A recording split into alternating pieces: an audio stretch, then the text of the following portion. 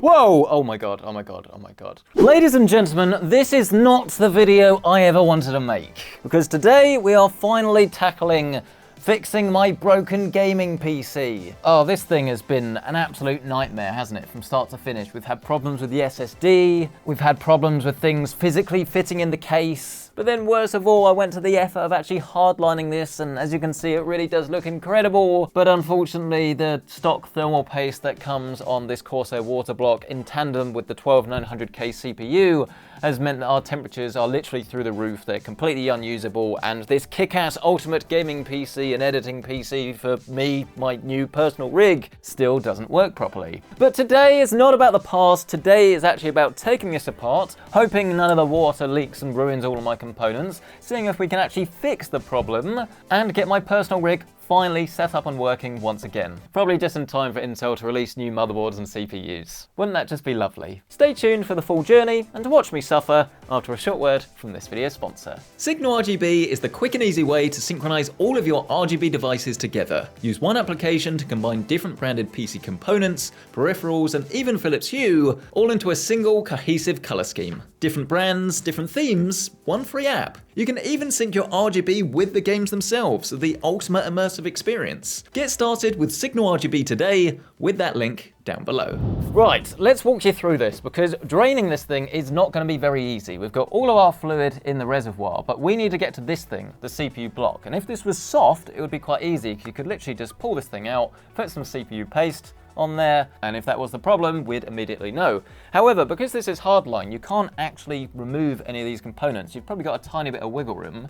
This bit here isn't too bad because it's actually on like a right angle fitting, so that literally will like fold outwards, which is good. But this top bit, if I tried to remove the CPU block, then at best, this would probably move a bit and lose the seal and we could risk leaking, or at worst, the whole thing could sort of just pop out and break and I'd have to rebend the tube, which would be a nightmare. So in this video, we are going to have to start by draining it. And I'm not sure the best way of doing this. I mean, I've actually filled this up so much as well that I might have to prop this up. After all that, we are using the Commander Pro, just not in the way Corsair probably imagines when they sent one out. Whoa! Oh my god, oh my god, oh my god. Oh, Marcus. Right, we're level. Then I need my little EK Allen key type thing. And we can open this up. The thing with fluid is that all the time it's not switched on. In theory, you shouldn't actually damage your components even if they do get wet. It is going to vary depending on what it is. You do have to remember that this is special fluid. It isn't like tap water that's horribly ionized. In theory, you'd probably be all right, but you don't really want to risk it. It's always useful having a little bit of soft line lying around so you can do things like this. I probably should have put a tap in this, but then I couldn't really fit one down the bottom. That was the issue there. Now I just need to do this without it going absolutely everywhere. If we move this on the side. Oh. There we go.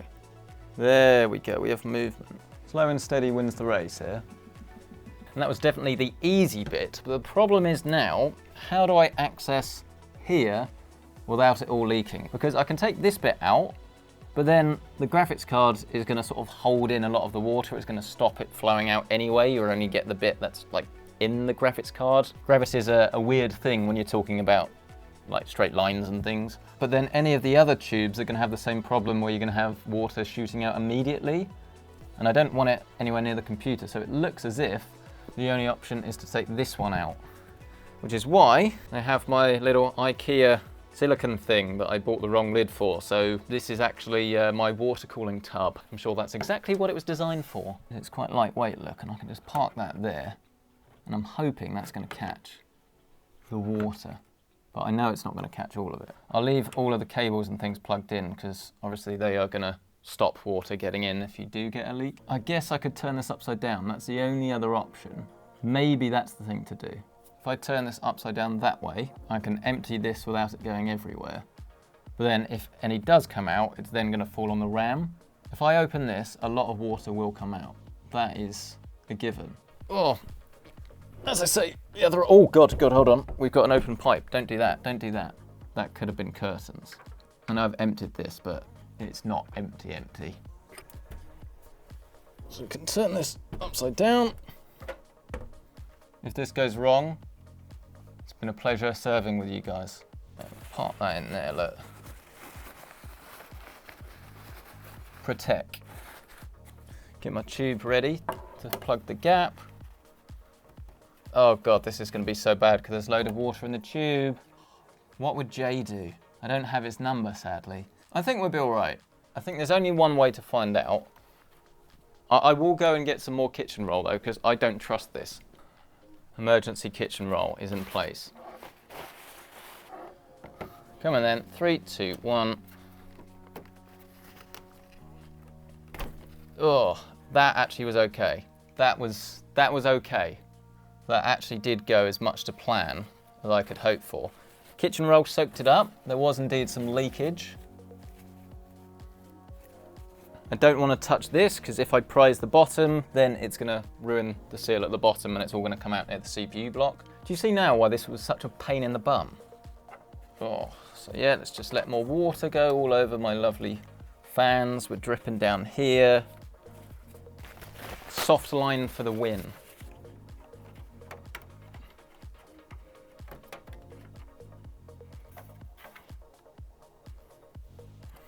We're dripping again.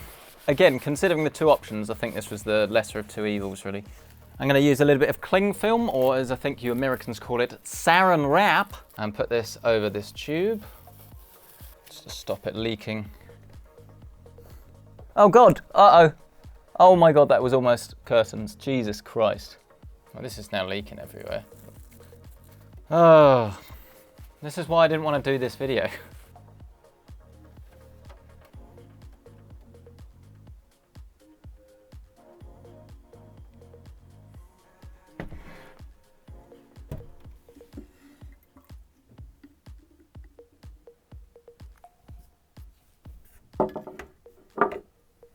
Believe it or not, I would actually describe this as going according to plan, because the whole idea, remember, wasn't to drain the whole loop, it was just to have access to this CPU area. So now I should be able to undo these screws, get the thermal paste, just sort of gently add a fair blob of this, put it back together again, restore the seals, make sure that it's not leaking again, probably leave it a day or two to actually dry out. I don't definitely know if it's wet, but I don't want to take the risk. And then we can see whether our problem has been solved. So let's do the next step, which is going to be to remove the CPU block. The problem is this seal down there was so hard to get right. It's not perfect. I sort of had to hack it together. So I don't really know how much tolerance it has. This is the problem. And then putting it back together again, it is a little bit risky. Always test your contacts is the lesson that we've learned here today. Oh, this is all wet up here. Ugh. That's not a sensation I'm used to feeling. In the PC, behave. Oh look, I didn't realize we could do that. That's cool, look, we can literally just twist this, look, and hopefully the water will just come out. There we go. Why didn't I do this in the first place? That would have been so much easier. Definitely very suspicious looking fluid, that. Right, I think we've done it. Gently move that down. Just like that, yep. Oh, we've got some leakage though, but I was there, I caught it. And here's the thing. This is slightly concerning because if we have a closer look, I'll bring this camera in so you can see, because this bit's important.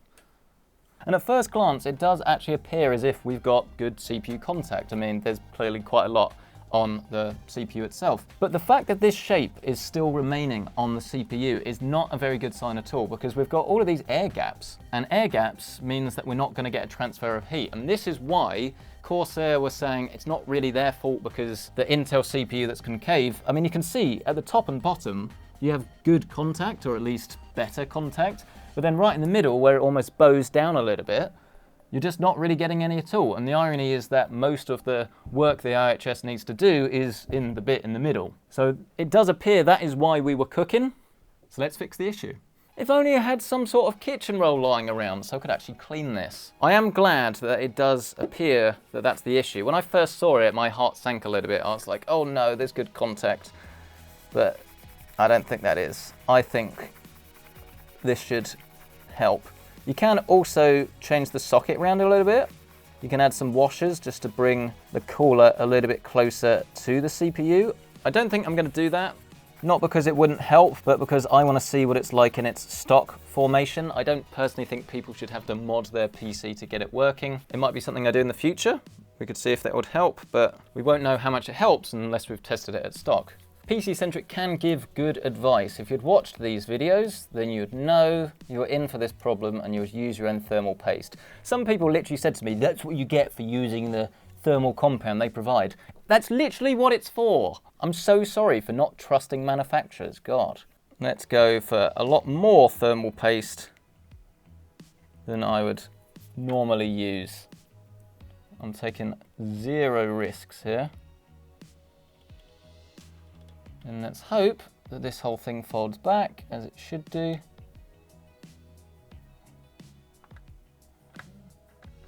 Back into the holes.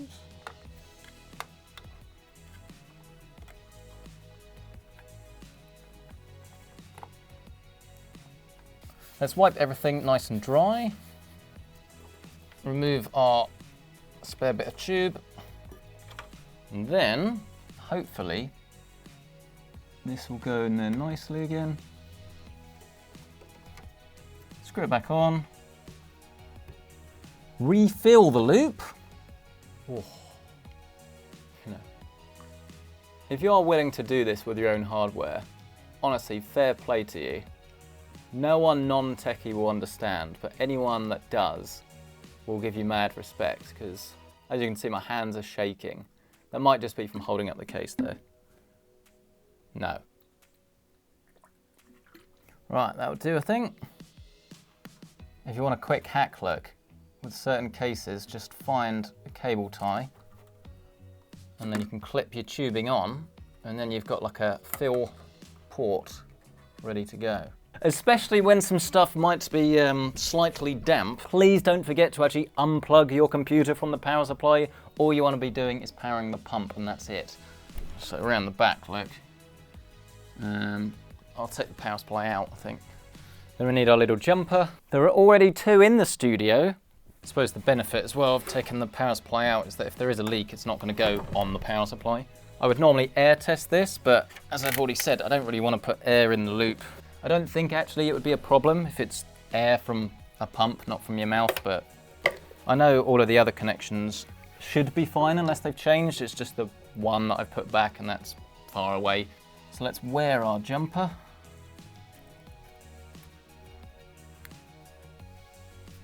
Plug in our computer. I'm going to put fresh kitchen towel down, so again, if there's a leak, I can actually tell. So one tiny little drip on there, that's okay. So again, if we're expecting a leak, it should be here. But I'm hoping we'll be all right. Obviously, I'm hoping we'll be all right. Here we go.